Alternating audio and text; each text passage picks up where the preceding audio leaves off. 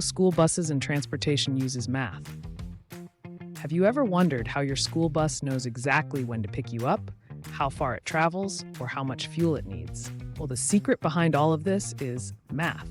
From the moment the bus starts its engine to the time it drops off the last student, mathematics plays an important role in making school transportation smooth, safe, and efficient. Let's take a closer look at how math is used in school buses and transportation. Route planning. Math helps in mapping out the shortest and safest routes using geometry and distance formulas. Transportation teams calculate which roads will save time and fuel. Time and speed. Ever notice how buses arrive almost on time? That's because they use the formula speed equals distance, time, to estimate how long it will take to get from one stop to another. Fuel consumption. Fuel cost depends on mileage. If a bus travels 60 kilometers daily and gives 6 kilometers per liter, math helps calculate the amount of fuel needed and its cost. Student seating and capacity.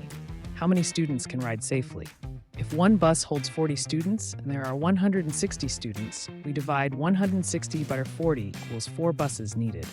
Simple division helps in proper planning.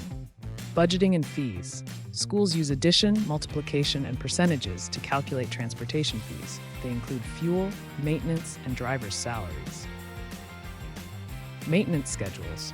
Math helps mechanics track when to service a bus, like every 1,000 kilometers or every 30 days, using calendar math and multiples. GPS and real-time tracking. Modern buses use GPS, which uses math and coordinates to tell us where the bus is and how long it will take to reach us. So next time you hop on your school bus, remember, you're riding on a whole lot of math.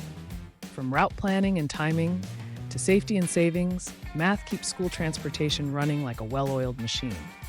It's more than just numbers, it's real-life problem-solving in action.